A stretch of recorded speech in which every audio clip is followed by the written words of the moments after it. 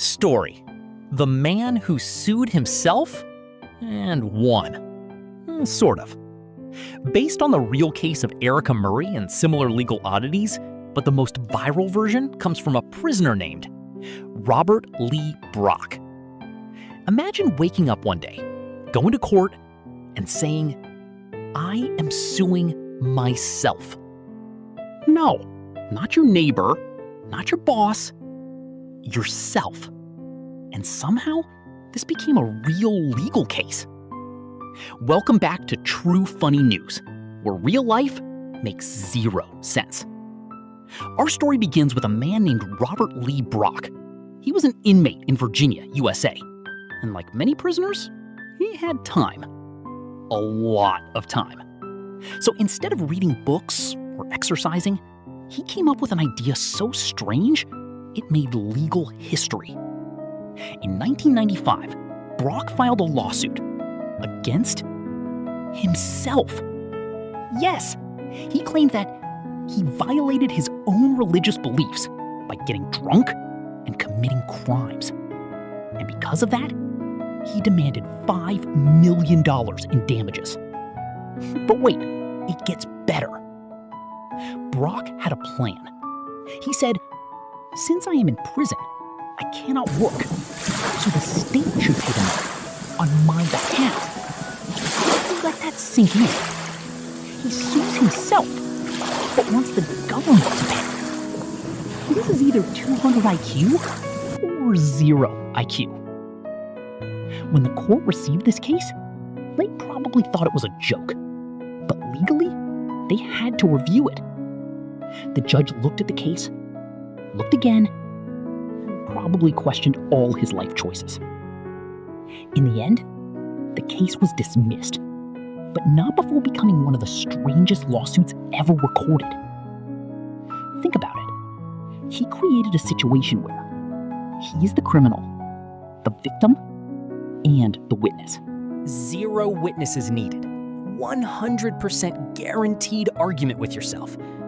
And honestly, he might be the only person in history who lost a case and still blamed himself. So next time you make a mistake, don't worry.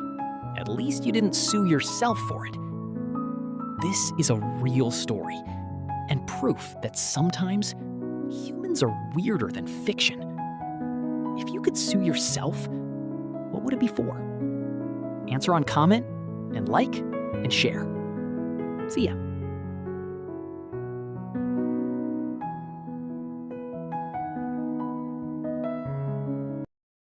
The story of today. The man who accidentally flew for free. This really happened to a teenager named Adam Jasek. Imagine going to the airport with no ticket, no passport, no plan, and somehow you end up on a plane flying across the country for free.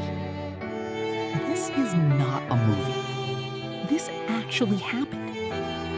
Our story begins in Sydney with a 15-year-old teenager named Adam Jasek.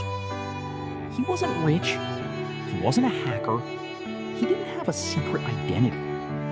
He just had confidence, a dangerous amount of confidence. Most people think airports are impossible to get through.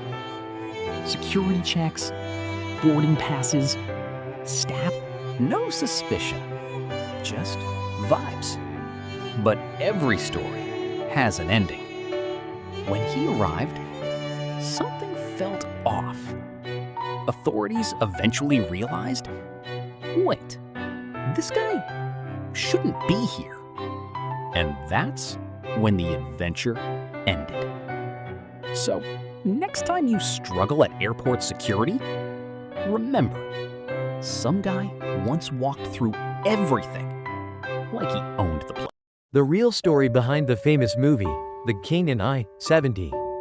5 years ago, The King and I told the world about a British governess who walked into Siam and single-handedly reformed an entire kingdom.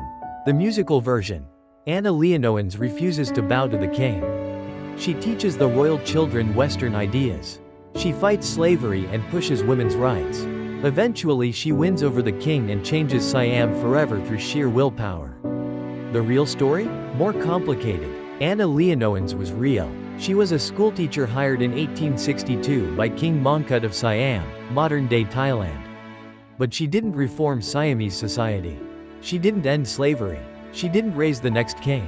What actually happened? She taught 39 royal children and 10 wives, English, science, literature.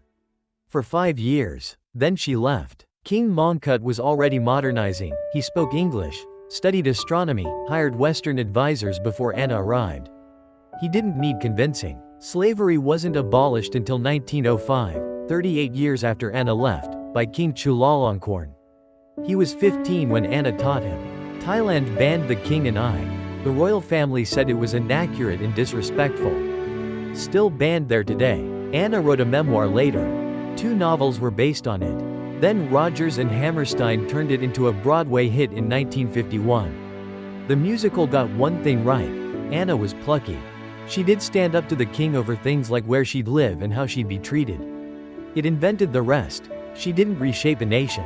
Siam reformed itself. The true story isn't about a British woman saving an Eastern kingdom. It's about a king who was already dragging his country into the modern world, and a teacher who watched it happen.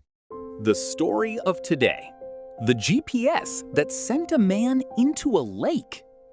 This actually happened to a man named Neil Papworth in the UK. Imagine you're driving at night. Your GPS calmly says, "Turn right." So you do. And suddenly, you are no longer on a road. You are in a lake. Yes, this actually happened. Our story begins in United Kingdom with a man named Neil Papworth. He wasn't reckless, he wasn't drunk, he was just very trusting. Maybe too trusting. It was late at night, dark roads, no streetlights, and like most of us, he trusted his GPS completely. No questions asked, no doubts. If the GPS says jump, you jump. So the GPS told him, "Turn right." He turned. But instead of a road, there was water. A lake. And he drove straight into it. No hesitation, no second thought, just full commitment. At first, he thought, this must still be the road, right? But then, the car started floating. That's usually a bad sign. Water started coming in, and finally, it hit him. This is not Google Maps anymore. He managed to escape safely, thankfully. But the car, not so lucky. It became a submarine. Emergency services later recovered it, probably wondering, "Sir, why?" This story became famous for one reason: blind trust. Because sometimes technology is smart, but not that smart. And maybe, just maybe, use your eyes too. So next time your GPS tells you to turn, maybe check if it's a road and not a lake. Question for viewers: would you trust GPS 100% or your instinct?